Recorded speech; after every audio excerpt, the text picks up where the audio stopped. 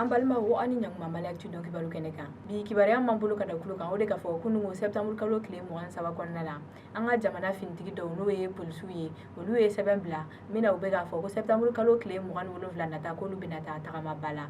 Kunnafoni min sera ma o yɛrɛ ka fɔ kunungo septembre kalo tile 23 kɔnɔna la an ka jamana finitigi dɔw n'o ye polisiw ye olu kɔni ye ɲɔgɔn dalajɛ kɛ.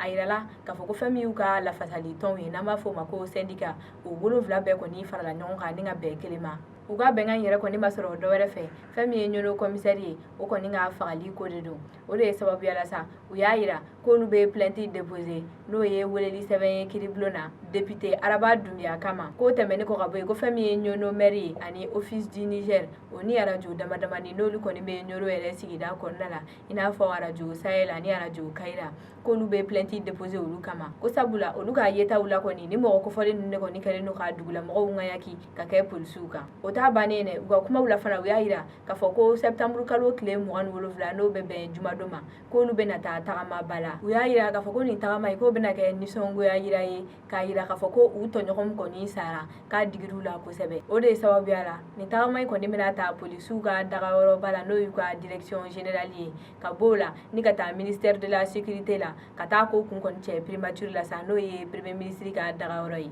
Kumakan laban na ni mɔgɔ ninnu y'a yira k'a fɔ ko olu b'a laɲini an ka jamana ɲɛmɔgɔw fɛ ko fɛn min ye polisiw ye minnu joginna nin ko in sababu la walima n'u kɔni bolofɛnw tiɲɛna ko olu bolofɛnw ka se k'a sara walima u yɛrɛ ka se k'a furakɛ. O tɛmɛnen kɔ ka bɔ yen kunnafoni wɛrɛ m'an bolo ka da kulo kan o de ka fɔ septembre kalo tile 22 kɔnɔna la fɛn min ye PAM mɔgɔw ye olu ka mobili 2 kɔni suɲɛna binganikɛla dɔw fɛ. Kibaruya minnu sera ma o yɛrɛ ka fɔ an bɛ wagati min na i ko bi lakanabaliya juguyalen don Tɔnbɔkutu n'a maraw la kosɛbɛ. O de ye sababuya la fɛn min ye baɲumankɛ tɔnw ye olu y'a yira k'a fɔ ko nin lakanabaliya in kɔni kɛlen don ka olu degun ka baaraw hukumu kɔnɔna la kosɛbɛ. Hakililajigi la an b'a yirala k'a fɔ août kalo tile 6 kɔnɔna la fɛn min ye CICR mɔgɔw ye n'o ye baɲumankɛ tɔn dɔ ye mun bɛ an ka jamana kɔnɔna la yan nɔ olu kun y'a yira k'a fɔ k'olu kun bɛ n'u ka baara sumaya an ka jamana camancɛ bolo a n'a kɔrɔnfɛ bolo fɛ lakanabaliya sababu la. An b'a yirala k'a fɔ halisa lakanabaliya kɔni juguyalen bɛ o yɔrɔ ninnu na kosɛbɛ. O de ye senfɛ sa fɛn min ye septembre kalo tile 22 ye n'o bɛnna Kayirido ma. PAM n'o ye programme alimentaire mondial ye n'ale ye baɲumankɛ tɔn dɔ ye min bɛ an ka jamana kɔrɔnfɛ bolo fɛ.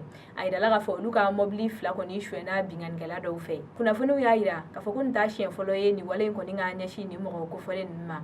O de ye sababuya la sa olu yɛrɛ kɛlen don ka welewelekan bila an ka jamana kuntigiw ma k'u ka fɛɛrɛw tigɛ walasa olu ka lakana kɔni bɛ se ka sabati cogo min na.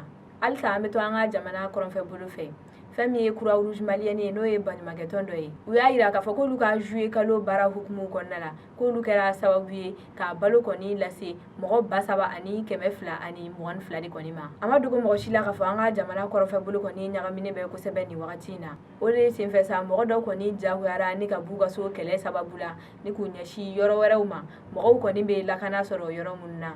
O de kama baɲumankɛ tɔn dɔ n'o ye Croix Rouge malienne ye o n'olu donna mɔgɔ bolilenw kɔni jigi kɔrɔ. Olu y'a yira k'a fɔ ko juillet kalo kɔnɔna la olu ka baaraw senfɛ olu kɛra sababu ye ka mɔgɔ 3,222 ni ka balo kɔni lase o mɔgɔ kofɔlen ninnu ma.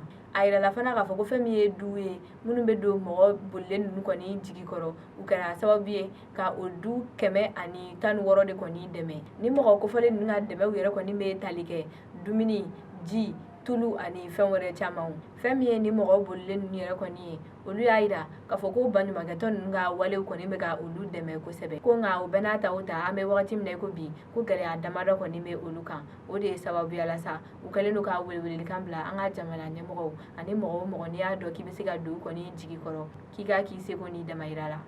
Kibaruya wɛrɛ m'an bolo ka da kulo kan o de ka fɔ duwansakaw ka dolantana minnu kɔni minɛna binganikɛla dɔw fɛ an b'a yirala k'a fɔ kunungo olu kɔni ɲuman seginn'u ka so. Kunnafoni minnu sera ma o y'a yira k'a fɔ septembre kalo tile 22 kɔnɔna la n'o kɛra kari tɛmɛnen ye.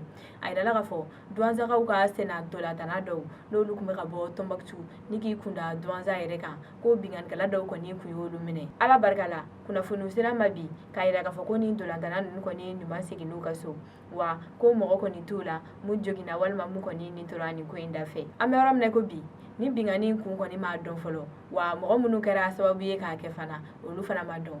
Kunnafoni wɛrɛ mana sɔrɔ kɔfɛ an b'u lase aw ma wagati nataw la. An balimaw ni ne bɛ dansigi kɛ an ka bi kunnafoniw na aw ni ce aw ka kulomajɔ la aw k'an bɛn a ɲɔgɔnna wɛrɛ ma.